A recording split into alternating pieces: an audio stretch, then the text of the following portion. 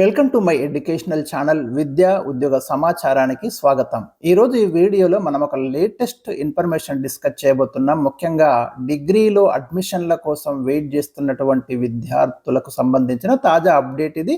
So మొత్తం మీద ఈ అకాడమిక్ ఇయర్ నుంచి కాకుండా 2027-28 అకాడమిక్ ఇయర్ నుంచి ఒక కొత్త తరహా అడ్మిషన్ విధానాన్ని ఉన్నత విద్యామండలి ప్రవేశపెట్టబోతున్నట్టు మనకు ఒక లేటెస్ట్ న్యూస్ అయితే మనకి ఇక్కడ కనిపిస్తుంది. సో ఒక్కసారి మనం ఈ వార్త గురించి అయితే డిస్కస్ చేద్దాం.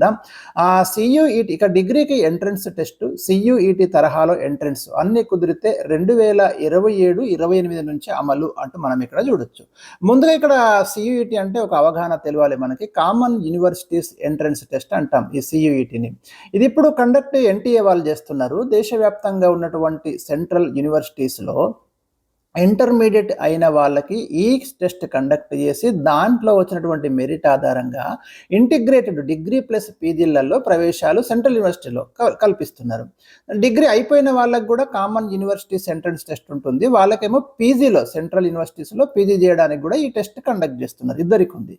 ఇప్పుడు తెలంగాణ రాష్ట్ర ప్రభుత్వము రాష్ట్రంలో ఉన్నటువంటి ప్రభుత్వ ప్రైవేటు డిగ్రీ కళాశాలలలో అడ్మిషన్ల కోసము ప్రవేశాల కోసము ఇలాంటి టెస్ట్ కండక్ట్ చేసి ఆ టెస్ట్ ద్వారానే డిగ్రీ సీట్లు భర్తీ చేస్తామనే ప్రతిపాదనలు చేస్తున్నట్టు మనకు ఇవాళ అన్ని ప్రముఖ దినపత్రికలలో ఒక వార్త మనకు కనిపిస్తుంది. సో దాని గురించి ఇక్కడ డిస్కస్ చేయబోతున్నాం. ఇలాంటి అప్డేట్స్ కోసం అయితే మీరు ఛానల్ని ఫాలో అవుతూ ఉండండి. ఒకసారి చూద్దాం మనం.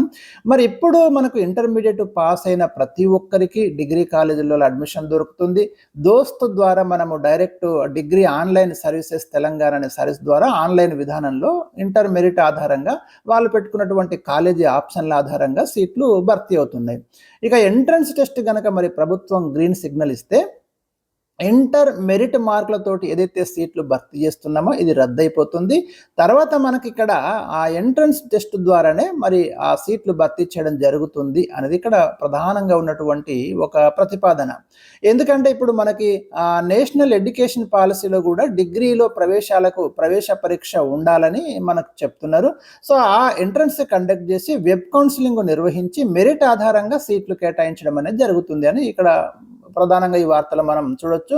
దేశవ్యాప్తంగా 275 యూనివర్సిటీల్లో మనకు ఇందాక చెప్పుకున్నట్టు common university entrance test score ఆధారంగా ఇస్తున్నారు.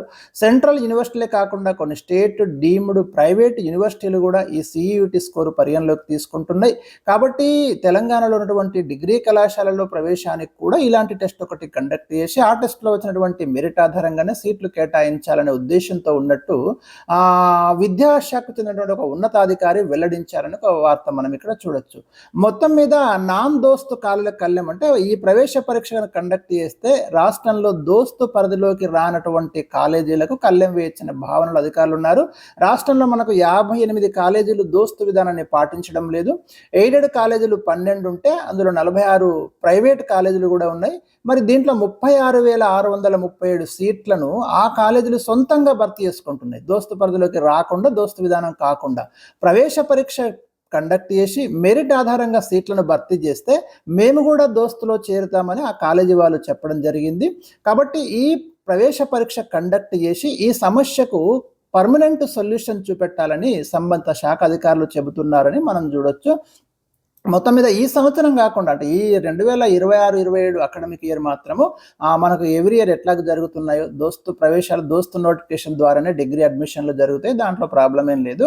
ఒకవేళ అన్ని అనుకూలించి ప్రభుత్వం కూడా ఈ విధానంలో ఉన్నటువంటి మెరిట్స్ డిమెరిట్స్ ఒకసారి బేరీజు వేసుకొని ఒకవేళ ఎంట్రన్స్ టెస్ట్కే మొగ్గు చూపితే మాత్రం 2027-28 నుంచి ఇక డిగ్రీలో ప్రవేశాల కోసం కొత్త విధానం అమల్లోకి రానుంది.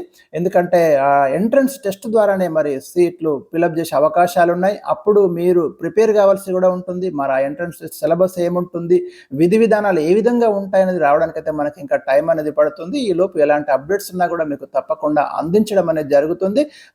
రిఫార్మ్స్ దిశగా మాత్రము తెలంగాణ విద్యాశాఖ అడుగులు వేస్తున్నట్టు మనం ఇక్కడ అర్థమైతే చేసుకోవచ్చు. ఇవన్నీ కూడా మరి విద్యార్థులకు లాభదాయకంగా ఉండేటట్టుగానే మరి ప్రభుత్వము ఎప్పుడైనా జాగ్రత్త పడడం అనేది జరుగుతుంది. చూద్దాం భవిష్యత్తులో మరి ఏం జరుగుతుంది అనేది. ఇది మనకి ఇవాళ లేటెస్ట్ తాజా వార్త అండి. డిగ్రీ ప్రవేశాలకి సంబంధించి మరి నెక్స్ట్ వీడియో కోసం అయితే వెయిట్ చేయండి. Thank you for watching.